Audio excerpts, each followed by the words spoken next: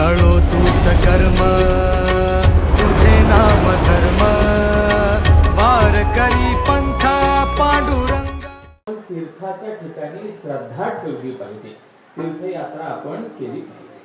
हे करुणा जगद्गुरु तुकोबाराय आपल्याला नाटाच्या अभंगामध्ये सांगतात, जव हे सकळ सिद्ध आहे हात चालावया पाये तव तू आपुले स्वहित पाहे तीर्थयात्रे जाय तू नको।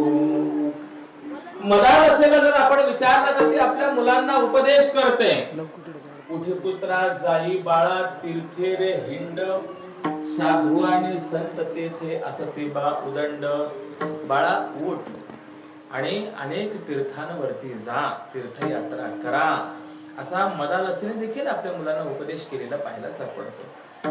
विशेष असं आहे, संत फक्त तुम्ही आम्ही तीर्थयात्रा करा असा तुम्हा आम्हाला उपदेशच करतात असं नाही, तर संत स्वतः देखील तीर्थयात्रा करतात। ज्या ज्ञानोबारायांचा अभंग आपण कीर्तनाकरता घेतलाय, त्या ज्ञानोबारायांचं चरित्र जर आपण पाहिलं तर माऊलींनी सगळ्या संत मांदियाळीला सोबत घेऊन स्वतः तीर्थयात्रा केलेली आहे।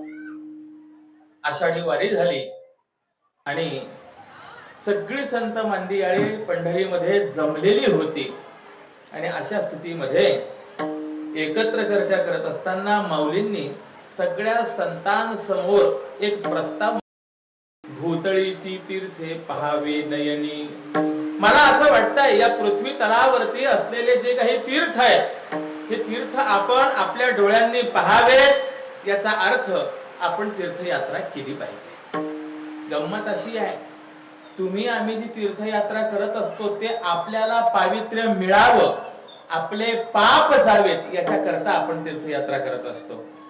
संत जे तीर्थयात्रा करतात ते आपल्याला पवित्रता प्राप्त करून घेण्याकरता नाही, तीर्थांना पावित्र्य प्राप्त करून देण्या, कारण की समाज हा आज्ञाशील नाहीये, तो अनुकरणशील आहे।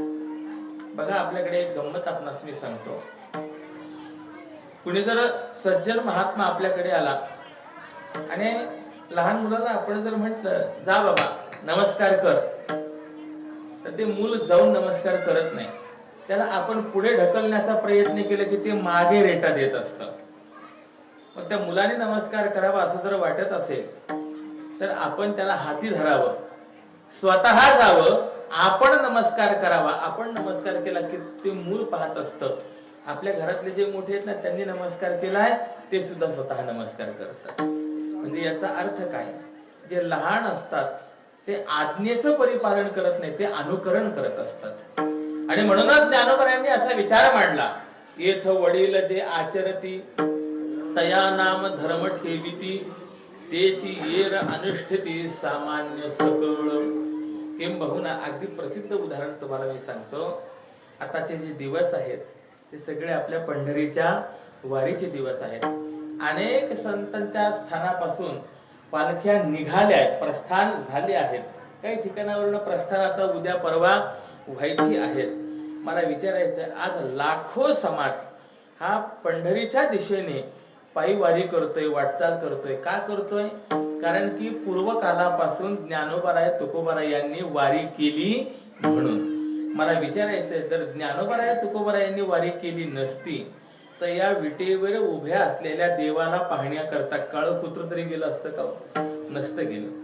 पण जातो आज आम्ही, का जातो? त्यांनी आपल्याला वळण लावून दिलं, शिकवण लावून दिली, म्हणून आपण जातो। मग त्याप्रमाणे संतांनी समाजाने तीर्थयात्रा केली पाहिजे। तीर्थयात्रा हे उद्धाराचं एक महत्वाचं अंग आहे, हे लक्षात घेऊन तीर्थयात्रेचं महत्व तुम्हा आम्हाला तर सांगितलं, पण स्वतः सुद्धा आयुष्यामध्ये तीर्थयात्रा केली, आपल्याला एक प्रकारचं वळण लावून दिलं। जीवीची आवडी पंढरपुरा नेन गुढी, तीर्थयात्रेची आवड। आणि संतांनी ज्या मार्गाने तीर्थयात्रा केली आहे, प्रायः आपली तीर्थयात्रा त्याच मार्गाने त्या क्षेत्रांच्या माध्यमातून झालेली आहे। चित्रकूट पर्वताची यात्रा आपल्याकडनं घडली, विशेष आहे। रामरायाचा एकंदरीत असलेला 14 वर्षांचा वनवास त्यापैकी जवळपास 11.5 वर्ष पर्यंत रामरायाचं वास्तव्य हे चित्रकूट पर्वतावरती झालेलं आहे. रामराय चित्रकूट पर्वतावरती आत्री आश्रमामध्ये आले. आत्रीने त्यांचं स्वागत केलं आणि रामरायाने त्यांना नमस्कार करून प्रश्न विचारला, महाराज 14 वर्षाचा कालावधी वनवासामध्ये घालवायचा आहे, सांगा मी कुठे राहिलं पाहिजे. अत्रि महर्षीने दिलेलं उत्तर फार सुंदर आहे. रामा, खरं जर सांगायचं म्हटलं, हृदयंते मंदिरम, आमच्या सारख्या भक्तांची हृदय हेच तुझ्या निवासाचं स्थान आहे. आमच्या हृदयात राहा रे. पण व्यावहारिक दृष्टिकोनातून जर तुला राहायचं आहे ना, तर अत्रि महर्षींनी चित्रकूट पर्वतावरचं स्थान दाखवलं. या ठिकाणी रामा राहा. आणि म्हणून रामराय त्या ठिकाणी राहिले. रामरायाच्या चरण स्पर्शाने परम पुनीत, वास्तव्याने परम पवित्र अशी ती भूमी आहे. आजही आपण चित्रकूटला गेलो तर चित्रकूटचा कण कण राममय झाल्याचा अनुभव आपल्याला येतो. किंबहुना संत श्रेष्ठ श्री गोस्वामी तुलसीदासजींना रामरायाचं झालेलं दर्शन हे चित्रकूट पर्वतावरती आहे. चित्रकूट के घाट पर भई संतन की भीर, तुलसीदास चंदन घिसे तिलक देत रघुबीर. या स्थानाचं आपल्याला दर्शन झालं. अयोध्या नगरीचं काय वर्णन करावं, जिथे रामरायाने राज्य केलंय. किंबहुना हे 2024 साल तर त्यातले त्यात सुवर्ण अक्षरात लिहून ठेवावं अशा पद्धतीचं साल आहे. गेली अनेक शतक जो वाद खितपत पडलेला होता, वाद संपुष्टात आला आणि मर्यादा पुरुषोत्तम प्रभू श्री रामचंद्र आपल्या जन्मस्थानी पुन्हा विराजमान झाले. हे चालू वर्षाचं असलेलं वैशिष्ट्य. ती अयोध्या नगरी कशी आहे असं वर्णन आहे की मथुरेमध्ये 1000 कल्प वास केल्याने जेवढं फळ आहे, काशीमध्ये 10,000 कल्प वास केल्याने जेवढं फळ आहे, तेवढं फळ अयोध्येमध्ये फक्त 1 रात्र निवास केल्याने प्राप्त होतं. शरयू नदी सामान्य नाही, ब्रह्मदेवाच्या मानस सरोवरातून निर्माण झाली, म्हणून तिला शरयू असं म्हटलेलं आहे. ते शरयू नदीचं आपण दर्शन घेतलं. यापुढे आपण त्रिवेणी संगम, ज्याला प्रयागराज म्हणतात, अलाहाबादचं दर्शन घेतलंय. गंगा, यमुना आणि सरस्वती या 3 नद्यांचा संगम त्या ठिकाणी. प्रत्यक्षात आपण पाहायला गेलो तर आपल्याला 2च नद्या त्या ठिकाणी दिसतात. एक गंगामाई दिसते आणि दुसरी यमुनामाई दिसते. पण ह्या 2 नद्यांच्या खालनं सरस्वती मातेचा प्रवाह आहे. म्हणून असं वर्णन आहे, गंगा यमुनयोर मध्ये तत्र गुप्ता सरस्वती. गंगा आणि यमुना या दोन्ही नदींच्या मध्ये सरस्वती माता गुप्त रूपाने त्या ठिकाणी आहे. आणि म्हणून या त्रिवेणी संगमामध्ये स्नान आहे, वर्णन आहे. आपण अन्य नदीवर गेलो तर स्नान करण्याकरता आपण नदीच्या कडेला कुठेतरी स्नान करतो. पण त्रिवेणी संगमाचं स्नान करायचं म्हटल्यानंतर जे जाऊन आले त्यांना तर हा अनुभव आहे. मला विचारायचंय, नदीच्या कडेला स्नान केलं जातं का? नाही. होडीमध्ये बसून, नावेत बसून थोडस आतमध्ये जावं लागतं आणि तिथे गेल्यानंतर मग तिथे ते स्नान होतं. साधारणतः 2 बाय 2चा ओंडका, त्याच्यावरती आपण उभं राहायचं. मनुष्य उभा राहिला की ओझ्याने ते ओंडका खाली जायला लागतो. जिकडे तिकडे सगळीकडे पाणीच पाणी. ओंडका खाली जातो पण माणसाचा जीव वरती जायला लागतो. महाराज, परिस्थिती अशी. पण शास्त्रकारांनी असं वर्णन केले, आयुष्यामध्ये एकदा जरी त्रिवेणी संगमाचं स्नान झालं, मुच्यते सर्व पापेभ्यः, तो सर्व पापांमधून मुक्त होऊन त्याच्या सद्गतीला प्राप्त होते. किडा, मुंगी, कुत्रा, काय जे कोणी म्हणेल, तो प्रत्येक जण जो आहे हा मोक्षाला प्राप्त होत असतो.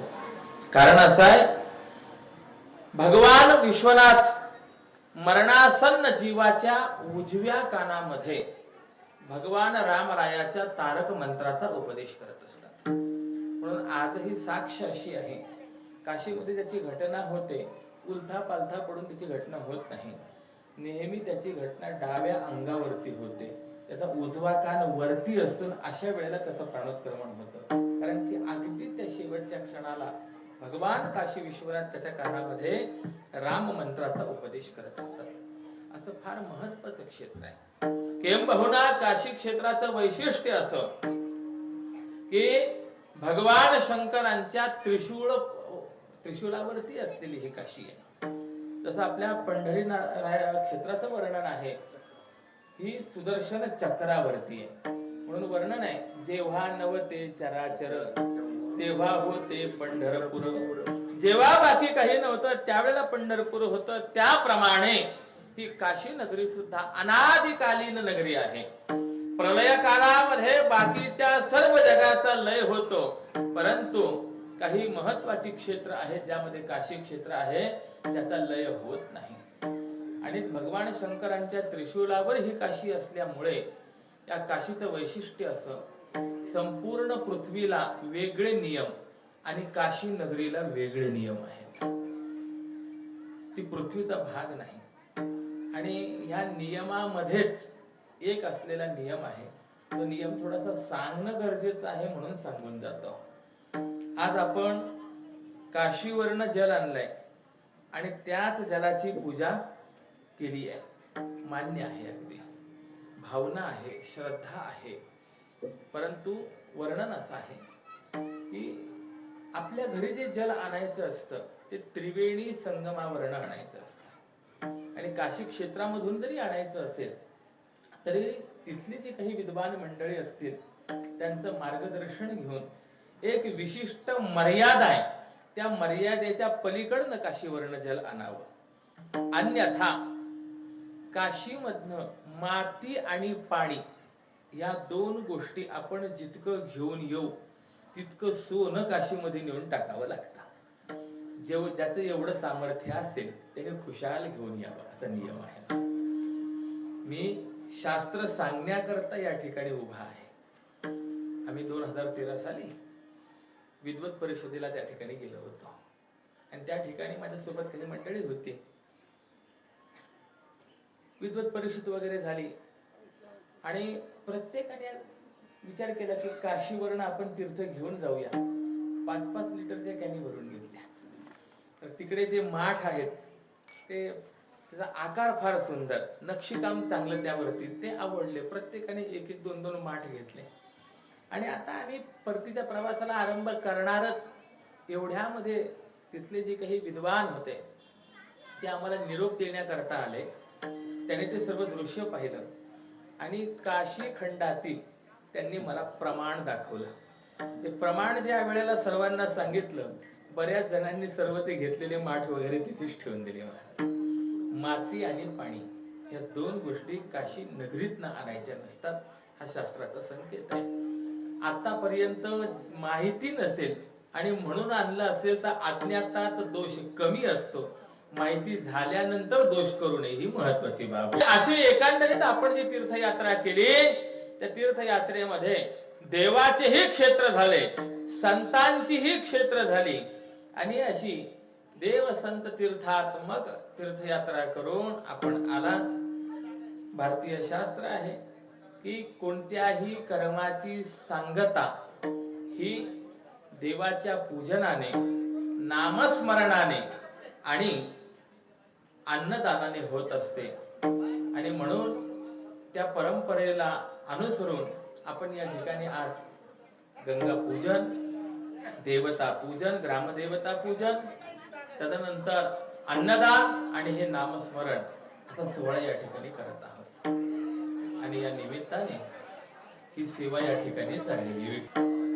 या अभंगाच्या माध्यमातून ज्ञानोबराय तुम्हा आम्हाला तीर्थयात्रा आपण केली पाहिजे हे सांगतातच, पण त्याबरोबर तीर्थयात्रेला जोड आपण दिली पाहिजे ती नामस्मरणाची.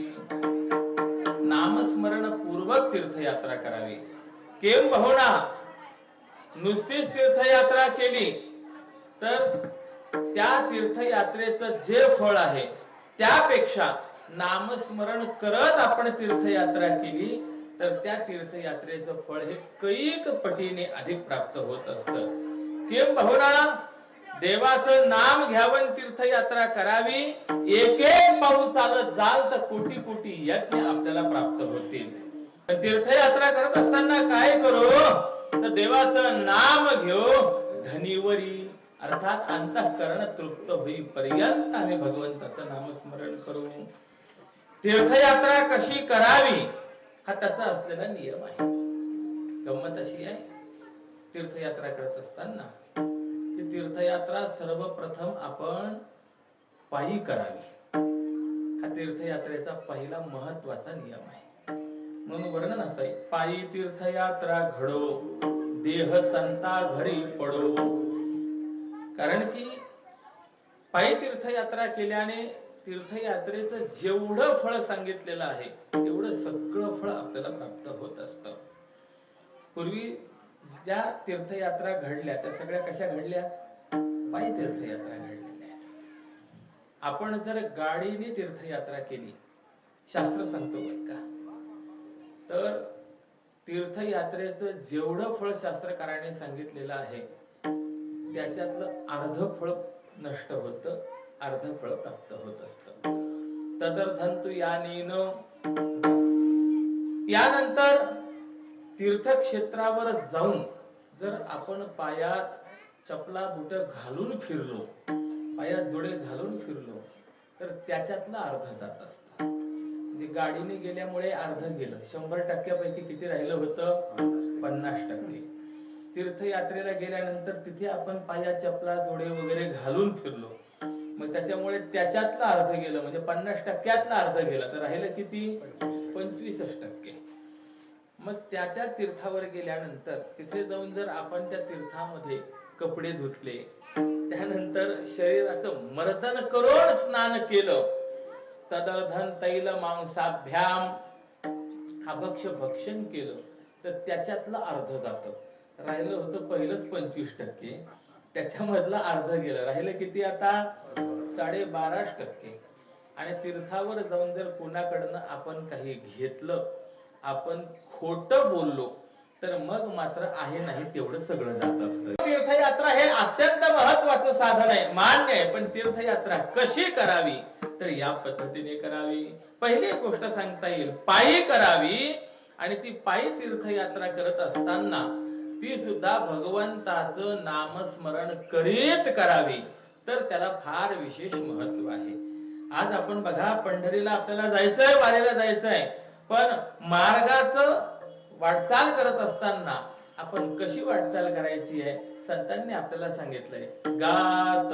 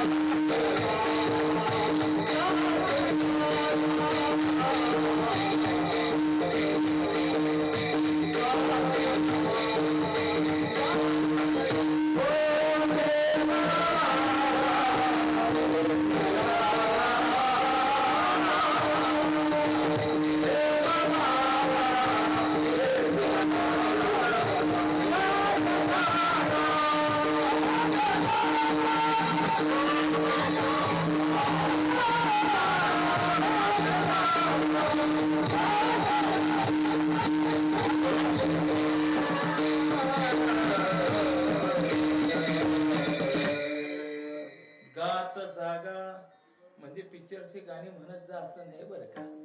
देवाचं नामस्मरण करीत जा. नामस्मरण पूर्वक केलेली तीर्थयात्रा जी आहे ती तीर्थयात्रा आपलं कल्याण करणारी आहे. आता मी सांगितलेले जे नियम आहेत हे नियम काहीच परिपालन केले नाही, नामस्मरण केलं नाही आणि फक्त जर आपण जाऊन फिरून आलो पिकनिक सारखे, तर मग ज्ञानोबाने सांगतात त्रिवेणी संगमी नाना तीर्थे भ्रमी चित्त नाही नामी तरी ते व्यर्थ. ज्याप्रमाणे घार ही आकाशामध्ये फिरते परंतु तिचं लक्ष मात्र आपल्या पिल्लाकडे असतं, त्याप्रमाणे शरीराने परिभ्रमण करत असताना आपलं मन जे आहे हे नामस्मरणाच्या ठिकाणी एकरूप असलेलं पाहिजे. विठ्ठल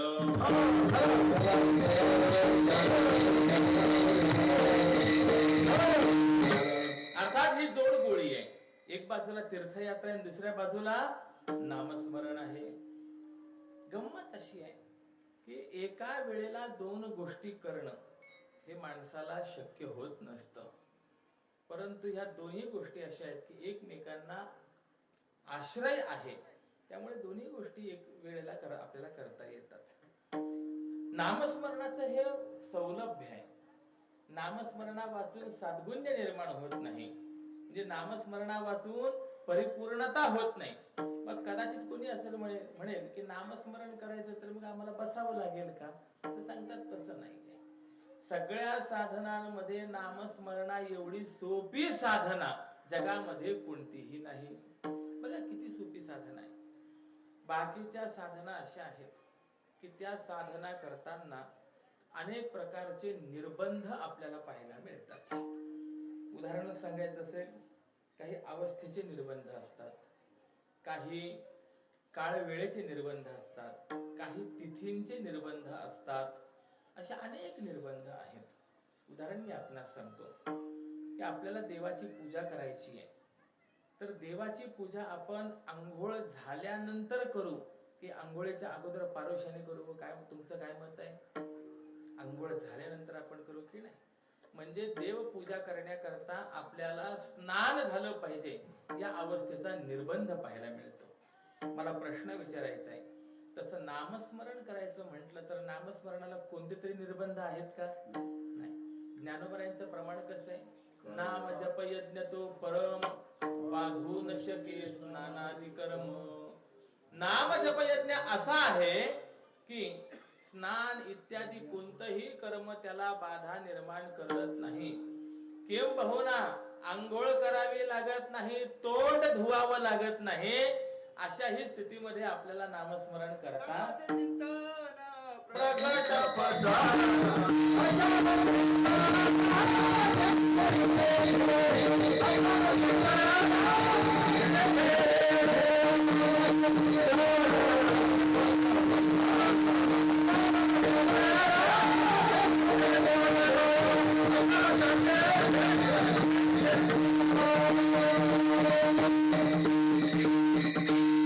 नामाचे चिंतन प्रगट पसारा असाल ते करा जेथे ते काळ वेळ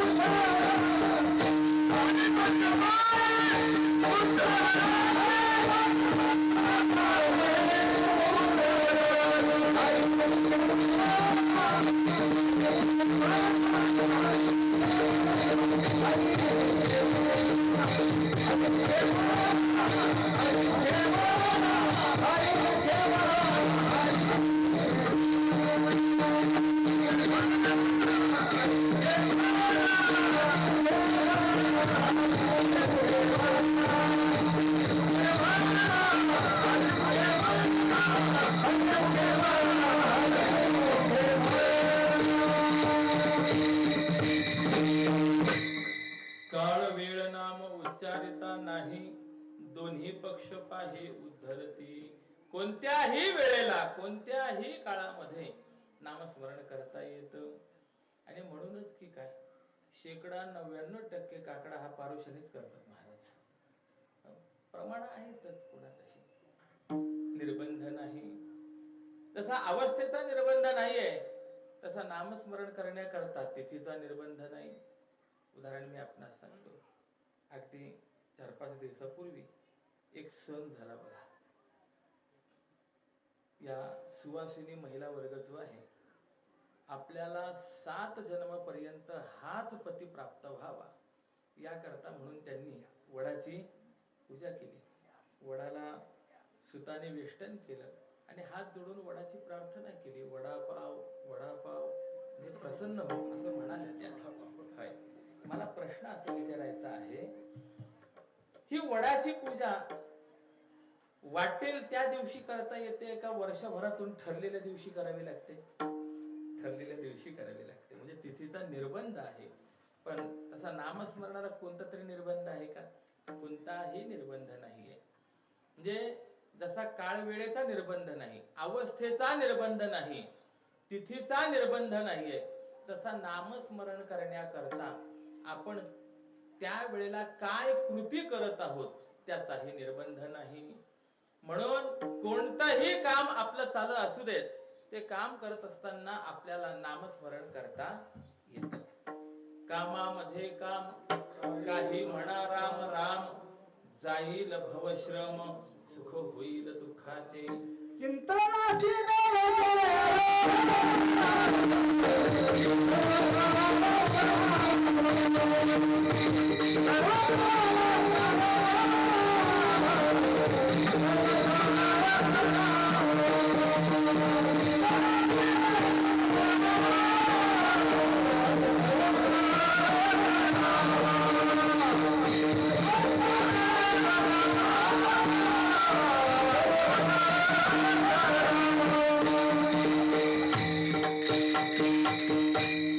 चिंतनासीन लगे वेळ सर्व काळ करावे.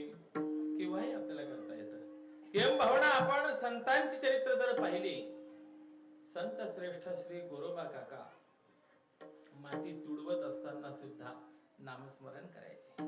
गाडगे मडके बनवताना सुद्धा नामस्मरण असायचं. किंवा भावना बाजारामध्ये विकण्याकरता जरी गेले तरी सुद्धा त्यांचं नामस्मरण आहे. संत श्रेष्ठ श्री सावतामाळी महाराज जर आपण पाहिले तर शेती काम करत असताना, खुरपण वगैरे सर्व करत असताना सुद्धा त्यांचं नामस्मरण चालू होतं. म्हणजे याचा अर्थ असा आहे की नामस्मरण ही बाब अशी आहे, तुम्ही काय काम करत असाल ते काम करत असताना तुम्हाला ते करता येते. आपण शेती काम करत असतो त्याही वेळेला आपल्याला नामस्मरण करता येतं. महिला वर्ग घरामध्ये स्वयंपाक करत असेल तर त्याही वेळेला नामस्मरण करता येणं शक्य आहे. किंबहुना या पलीकडे सांगू काय, स्वयंपाक करत असताना बाकीचे विचार मनात घोळवण्यापेक्षा, चित्रपटाची गाणी म्हणण्यापेक्षा हरिपाठ म्हणत देवाचं नामस्मरण करीत जर स्वयंपाक केला तर त्या अन्नावरती होणारे चांगले संस्कार परिणाम म्हणून घरामध्ये सगळे वाद शांत होतात, प्रत्येकाची बुद्धी शुद्ध होते. महत्वाची बाब आहे. पवित्र ते अन्न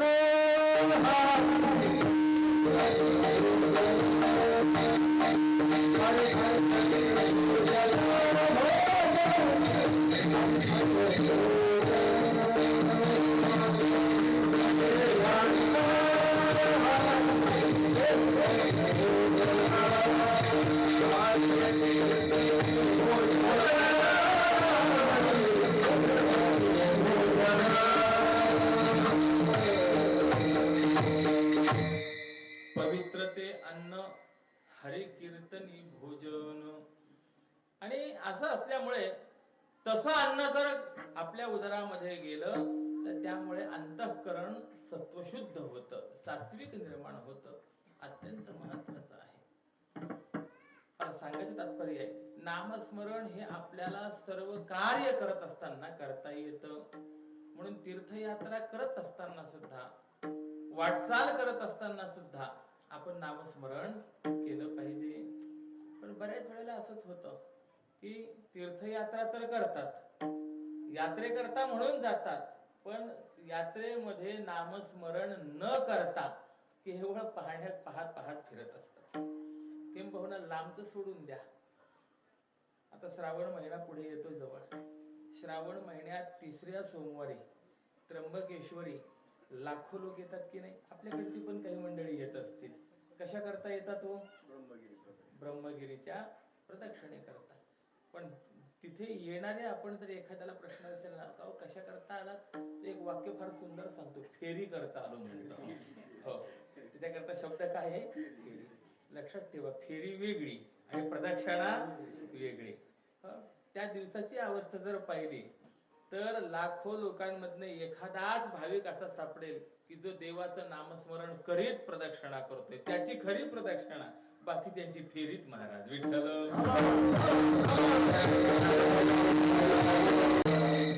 त्या प्रदक्षिणेला महत्व नाही अशातला भाग नाही. तशी जरी केली तरी सुद्धा काही ना काही फळ आपल्या पदरात पडल्याशिवाय राहणार नाही. पण नामस्मरण करीत जर केली तर त्याच्यासारखं पुण्य नाही. आणि असं असल्यामुळे ज्ञानोबा या अभंगामध्ये आपल्याला जे काही सांगतात, चित्त नाही नामी तरी ते व्यर्थ, म्हणजे तीर्थयात्रा ही व्यर्थ जाते असं नाही.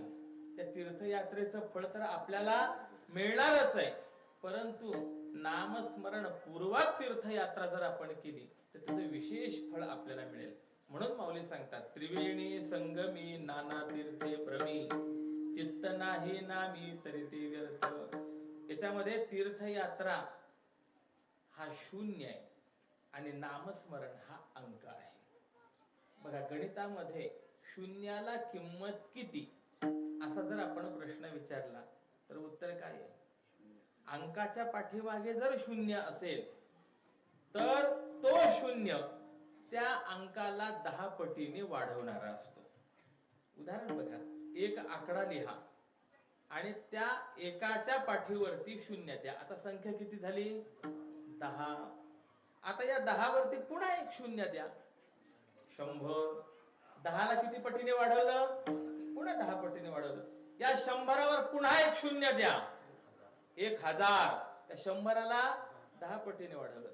म्हणजे अंकाच्या पाठीमागे एक एक शून्य आपण देत गेलो की मूळ संख्येला तो शून्य 10 पटीने वाढवत असतो. एवढं त्या शून्याचं महत्व आहे.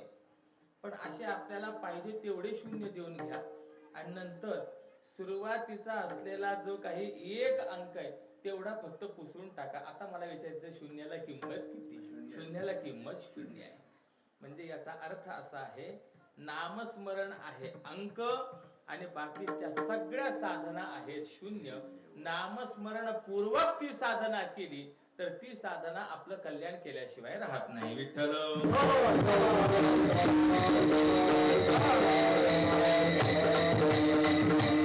आणि असं असल्यामुळे बाकीच्या साधना करतोय पण नामस्मरण करत नसेल तर मग त्याच्याकरता ज्ञानोबा सांगतात की तोच पापी आहे. नामाचे विनमुख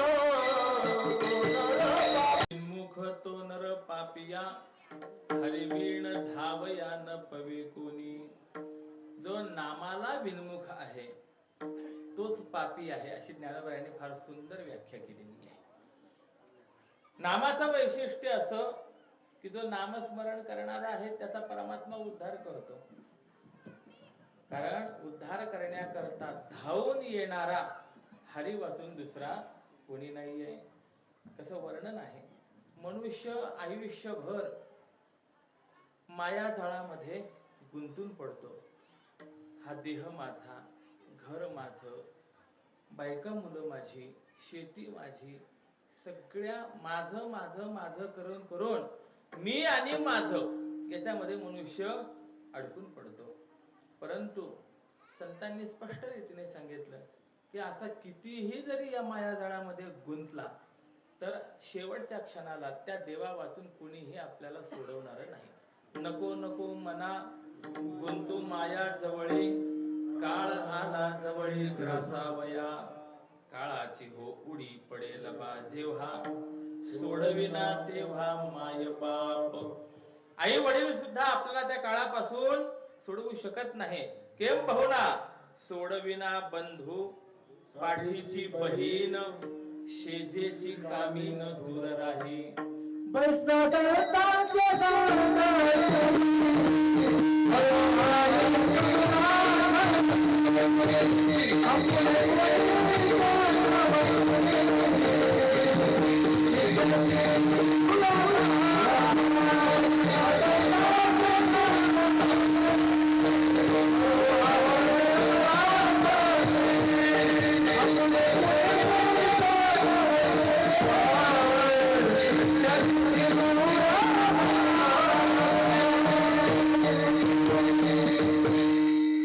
संतांच्या संगतीमध्ये बसल्यानंतर त्यांचा उपदेश ऐकल्यानंतर मग कळालं की आपलं कोणीच नाही.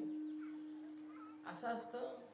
माणूस म्हणत असतो नाही हो त्यांचं माझ्यावर खूप प्रेम आहे, पण वस्तुतः कुणाचं कुणावरती प्रेम नाही. एकदा असा प्रसंग घडला. एका महात्म्याकडे एक मनुष्य जात असे. त्यांचं प्रवचन ऐकायचा वगैरे सगळं करायचा, भक्ती चांगली त्याच्या अंतःकरणामध्ये, पण वैराग्य नव्हतं. ऐकायचा पण आणि पुन्हा घराला जाऊन चिटकायचा. ते महात्मे त्याला समजावून सांगितलं, अरे बाबा तुला जर तुझं जीवन कृतार्थ करून घ्यायचं असेल तर ही घर घर सोडून दे. त्याने सांगितलं, महाराज तुम्ही मला घर सोडायला सांगतात, परंतु माझ्या घरातले आई वडील, माझी पत्नी, माझी मुलं माझ्यावर किती प्रेम करतात काय सांगावं तुम्हाला. त्यावेळेला त्या महात्म्याने सांगितलं, अरे बाबा हे सगळं बोलण्यापुरतं आहे रे, परंतु शेवटच्या क्षणाला कोणी तुझ्याकरता उभं राहणार नाही आहे, त्याला पटेच ना.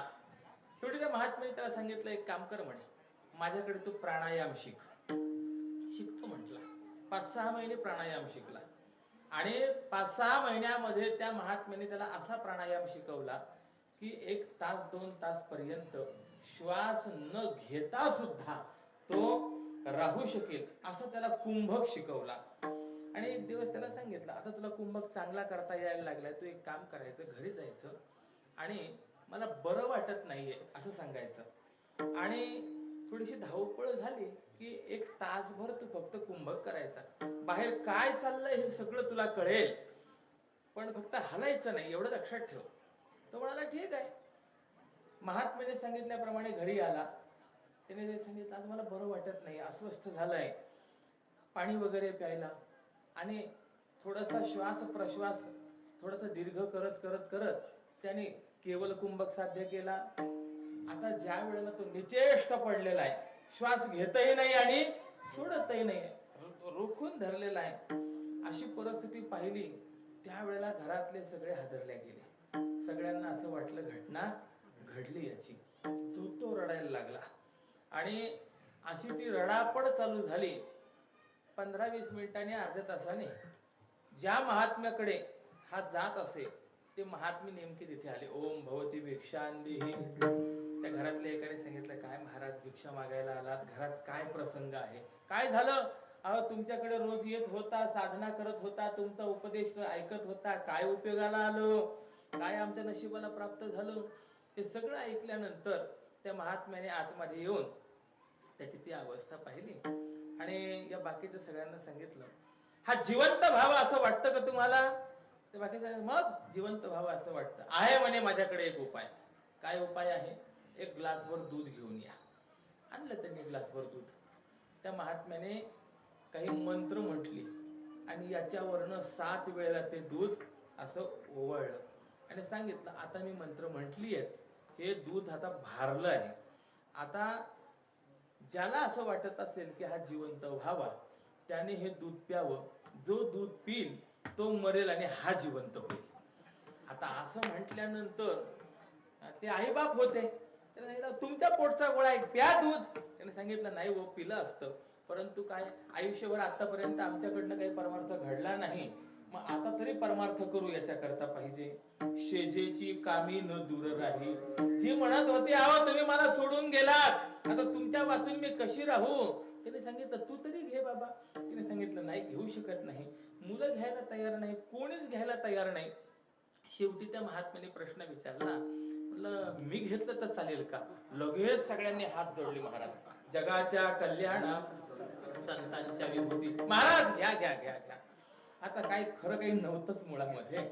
महाराजांनी ग्लासभर चांगलं दूध मारलं. आता प्रत्येक जण वाट पाहत होता, हे जातात केव्हा, हा उठतो केव्हा. आणि मग महाराजांनी त्याच्या मस्तकावरती वरद हस्त ठेवला. त्याला खूप पटली. उठून बसला महाराज. उठून बसल्यानंतर बाकीचे विचार करायला लागले, अरे हा तर उठून बसला पण महाराज तर मात्र काही गेले नाहीत, असं कसं झालं? मग त्यांनी सांगितलं हे काहीच नव्हतं, खोटं होतं म्हणे. अरे बाबा काय म्हणतो, कुणाचं तुझ्यावरती प्रेम आहे? त्यांनी सांगितलं महाराज कोणीच आपलं नाही हेच कळालं. हे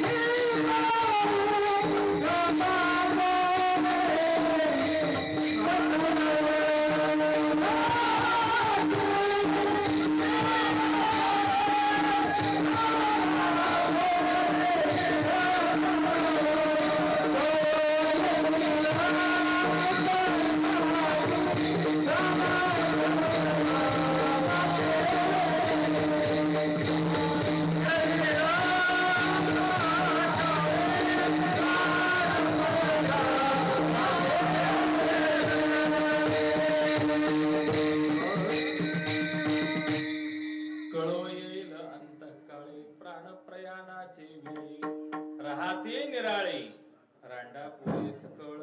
माझा मुद्दा चाललेला आहे, हरिवीण धावया न पवे कोणी, तुका म्हणे तेव्हा सोडविना कोणी, एका चक्र पाणी वाचुनिया. असं असल्यामुळे आपण नामाची कास धरली पाहिजे. केम भावना नामस्मरण करणारा हा कितीही जरी पापी असेल तरी त्याचा उद्धार होतो. याचं उदाहरण ज्ञानोबा यांनी आपल्याला दिलेलं आहे. पुराण प्रसिद्ध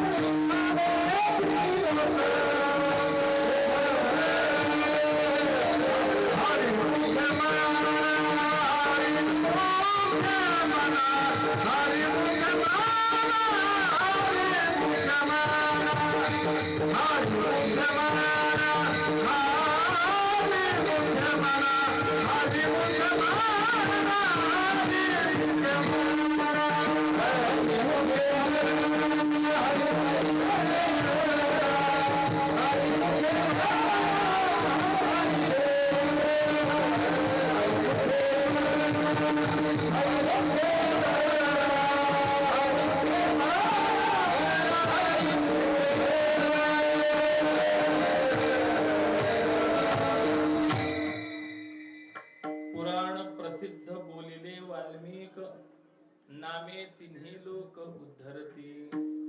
पुराणामध्ये प्रसिद्ध असलेले वाल्मिकी हे आपल्याला सांगतात, आपण नामस्मरणाची कास बळकट धारण करावी.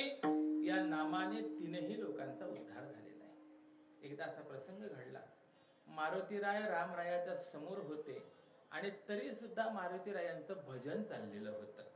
रामराय म्हणाले, अरे मारुती, जोपर्यंत माझी भेट होत नाही तोपर्यंत माझं भजन करणं, माझं नामस्मरण करणं मान्य आहे, कबूल आहे. पण माझी भेट झाल्यानंतर, मी समोर असताना, जवळ असताना पुन्हा नामाची गरज काय? मारुतीरायाने सांगितलं, देवा त्याचं कारण असं आहे, तुमच्यापेक्षा तुमचं नाम हे श्रेष्ठ आहे, महत्वाचं आहे. रामरायाने विचारलं, कसं काय? मारुतीरायाने सांगितलं, रामा, तुम्ही फक्त अयोध्या नगरीतले जेवढे होते तेवढेच तारले, पण नामाने मात्र त्रैलोक्यातले तारले, म्हणून तुमच्यापेक्षा नाम श्रेष्ठ आहे. नामे तिन्ही लोक उद्धरती. आणि असं असल्यामुळे आपण बाकीची तीर्थयात्रा असेल, जप तप असेल, बाकीची सगळी साधना करा, मान्य, पण त्या साधनेबरोबर महत्वाची साधना राहिली पाहिजे ती भगवंताच्या नामस्मरणाची. जो भगवंताचं नामस्मरण पूर्वक या साधना करतो त्याच कुळ परिशुद्ध होत अभंगाचं अंत्य. ज्ञानदेव मने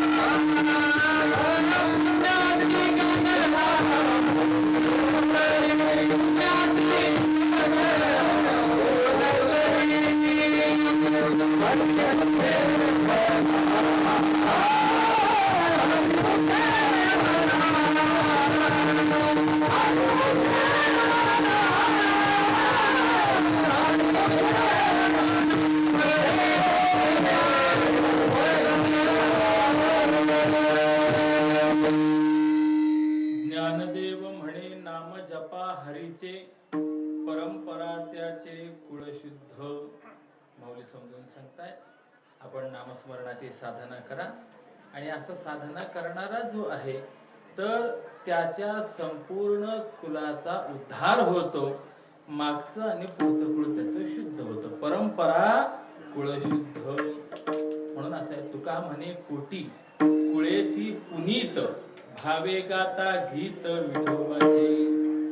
ह्या तीर्थयात्रा करणाऱ्या सर्व ग्रामस्थांचं अभिनंदन करावं तेवढं कमी आहे. कारण यांनी तीर्थयात्रा करून आपल्या पूर्वजांच्या उद्धाराचा मार्ग मोकळा केला. पूर्वजा वैकुंठ मार्ग सोपा, आणि आपल्या घराण्यामध्ये पुढची जी काही पिढी आहे त्या पिढीला एक वळण लावून दिलं की आपण तीर्थयात्रा केली पाहिजे, तीर्थयात्रेचं पुण्य आपण संपादन केलं पाहिजे. असं एक महत्वाचं कार्य यांच्याकडनं झालेलं आहे. ज्ञानोबा सांगतात, या तीर्थयात्रेला जोड नामस्मरणाची द्या. हरिमुखे म्हणा, हरिमुखे म्हणा, पुण्याची गणना कोण करी. असं अभंगाच्या संबंधाने बोलण्याकरता विषय पुष्कळ आहेत, परंतु आताची आपली काल मर्यादा पाहत असताना, या ठिकाणी उपस्थित असलेला सगळा समाज पाहत असताना पुढेही बहुत करणे आहे, आणि या दृष्टिकोनातून थांबणं गरजेचं आहे. म्हणून एकदा प्रेमाने भगवंताचं नामस्मरण करूया आणि सेवेला विराम देऊया. विठोबा